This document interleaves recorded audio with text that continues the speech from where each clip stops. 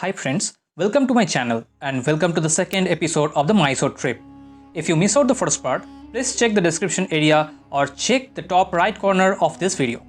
And if you are the first time viewer of my channel, please check the other travel video, and if you like my content, please consider subscribing this channel. So, let's begin. Today, we are going to cover the famous Mysore Palace with its history and rich heritage. Designed by the English architect Henry Irwin, the Mysuru Palace dominates the skyline of Mysuru. A three-storied structure in the Indo-Saracenic style built between 1897 and 1912. The palace has beautifully designed square towers at the cardinal points covered with domes. The Darbar Hall with its ornate ceiling and sculpted pillars, and the Kalnana Mandapam, that is the marriage pavilion, with its glazed tiles, flooring and stained glass domed ceiling are worth noting. Intricately carved doors, the golden howdah, the elephant seat, paintings as well as fabulous jewel encrusted gold throne that is displayed during the Dasera only amongst the palace's other treasures. Hi friends, I came to Mysore Palace. We are going inside and visit them. Come, let's see.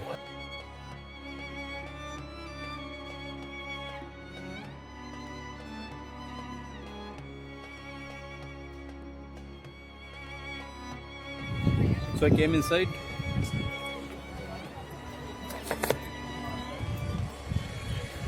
Here you can see the palace.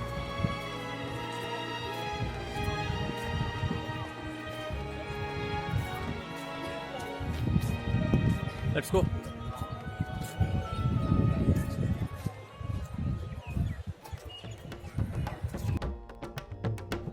Palace complex houses the residential museum, which is incorporating some of the palace's living quarters, temples and shrines including the Sweta Varaswamy temple.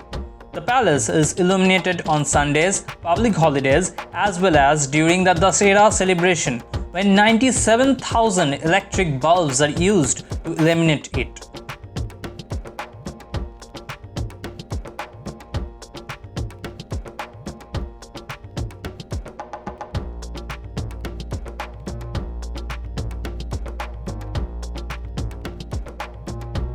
The founding of the dynasty is veiled in the chivalrous legend of two princely brothers from Dwarka in the northern state of Gujarat.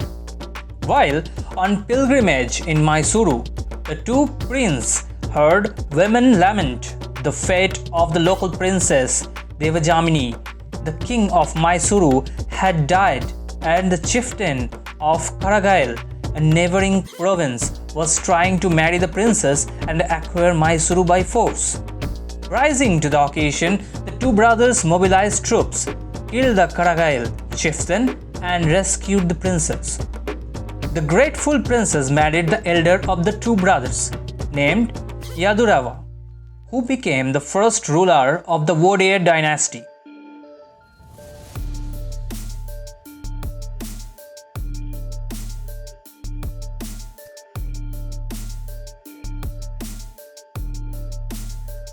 Now let me give you some tips that is regarding visiting Mysore Palace. First, you need to remove your shoes.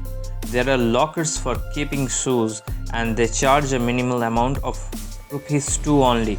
Second, audio information kits are available in 7 or 8 languages for interested people. An impressive light and sound show takes place at the Mysore Palace every day in the evening except for Sundays and public holiday. The language comes as Kannada and as well as English. English used to start from 7 p.m. to 8 p.m. and Kannada is Monday to Wednesday 7 p.m. to 8 p.m. For adults they used to charge 90 rupees and for children they used to charge 40 rupees.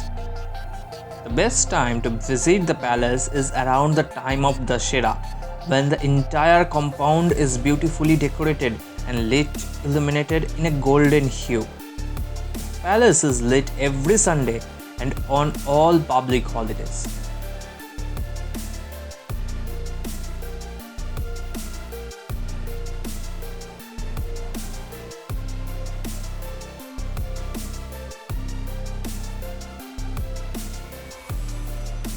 The current Mysuru Palace, the fourth to occupy this site, was designed by the British architect Henry Irwin after its predecessor was destroyed in a fire in 1897.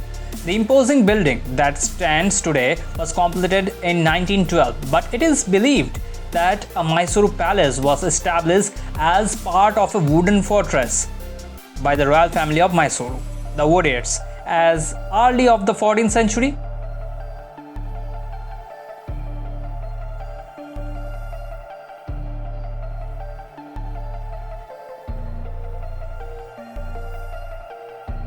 In 1638, the palace was struck by lightning and rebuilt by Kantirava Nasraja Udayar, that is 1638 to 1659 AD, who extended the existing structures, adding new pavilions. The glory of the new building was to prove short-lived because the death of Chikadevaraja Udayar, that is 1673 to 1704 AD, in the 18th century plunged the kingdom into a period of political instability.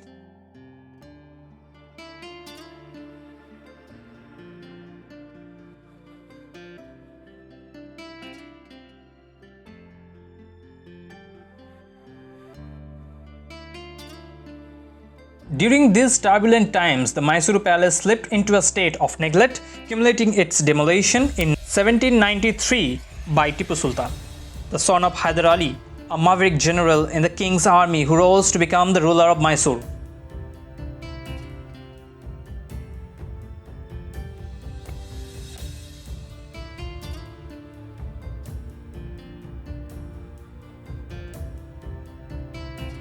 In 1799, when upon the death of Tipu Sultan, the 5-year-old Krishnaraja Udaya III, 1794 to 1868, assumed the throne. The coronation ceremony took place under a mercury. One of king's first tasks on his accession was to commission a new palace built in the Hindu architectural style and completed in 1803.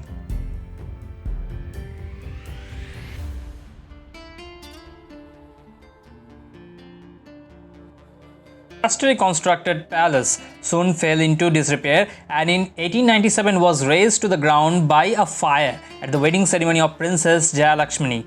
The destiny of the Mysuru Palace now passed to Queen Regent Sandhihana, who commissioned well-known British architect Henry to build a new palace that would be a tribute to the legacy of Mysuru and the Wodeyars.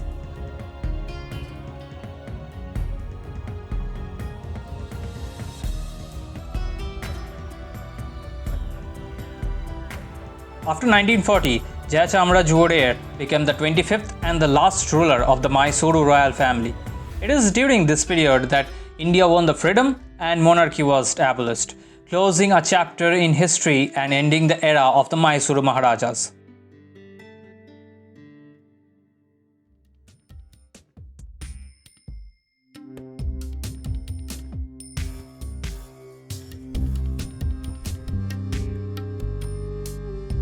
Now let me come to the architecture part of the Mysore Palace. Mysore Palace is built in the Indo-Saracenic form of architecture, which is an exquisite blend of Hindu, Muslim, Rajput and Gothic styles of architecture.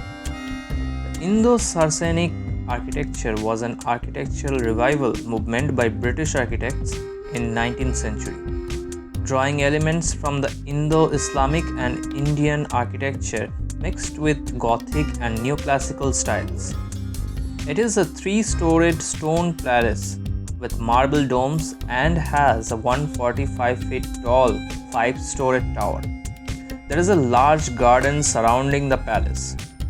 Entry to the palace is a doll's pavilion with traditional dolls of different times displayed and a wooden elephant decorated with gold. The kingdom's motto also is there, "Never be terrified." It is written in Sanskrit on the entrance gate and the arch.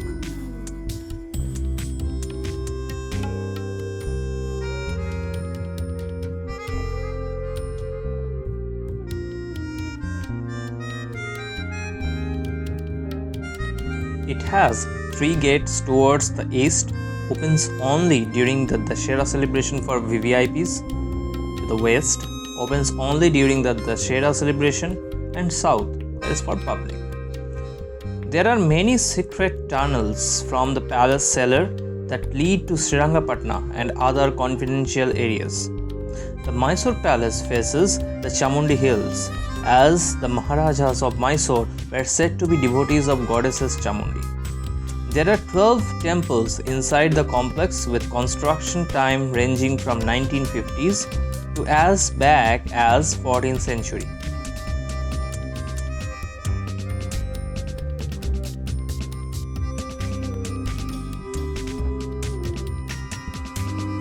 The private hall or the Ambi Vilas is a luxurious hall with doorway carved out of rosewood. The king used to hold private meetings with ministers here. The Darbar Hall or the Diwani Arm is 155 feet high public hall which the king used to hold for public announcement and hearings. The royal throne inside the Diwani Arm displayed to the public only during the Dashera celebration and the festival is an artistic masterpiece with mesmerizing artwork on the gold covered throne. The wedding hall or the Kalyana Mandapa is another massive octagonal shaped hall south of the palace with glass ceilings and glazed tiles flooring.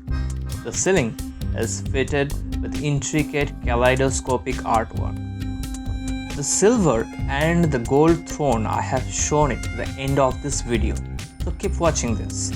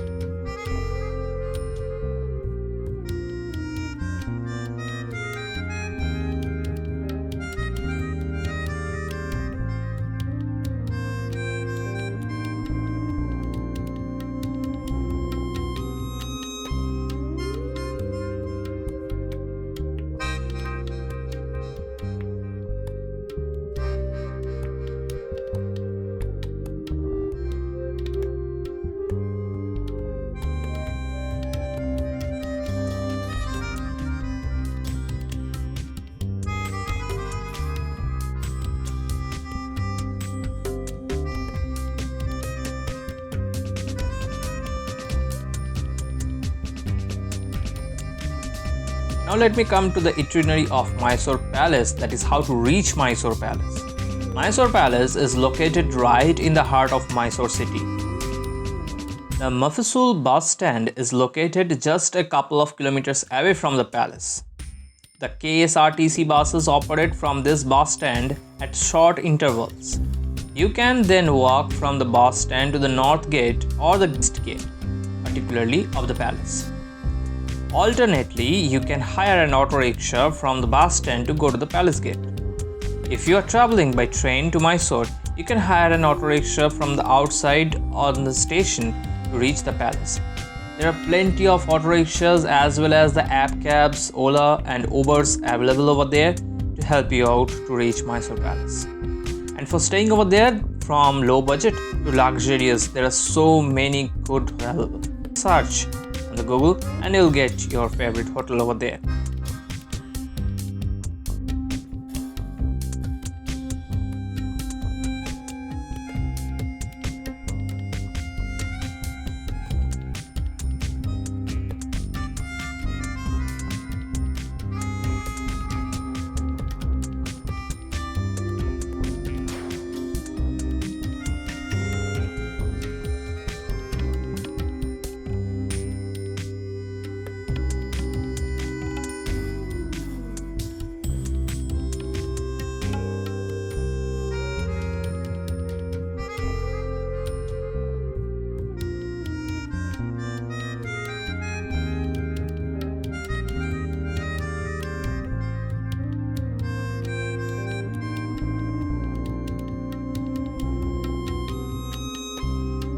In the next upcoming episode of my channel, I'm going to upload an exclusively night footage of the Mysore Palace when it lit with this 97,000 lights in Sunday.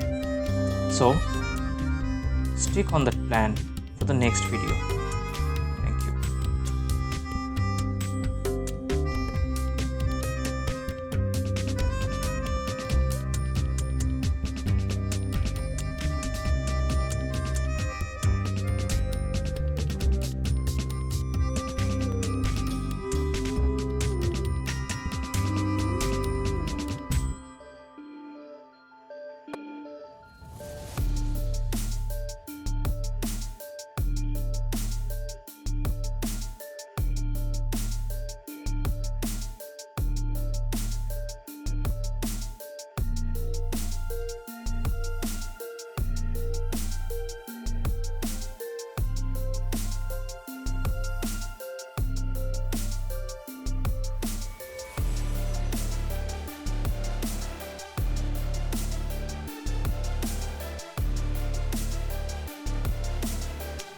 That's all for this episode. Thanks for your precious time for watching my video. If you like the video and want to get more videos like this, please give a like and subscribe to my channel. And don't forget to click the bell icon to get all the future notification about my freshly created video. So until next episode, bye. Thank you.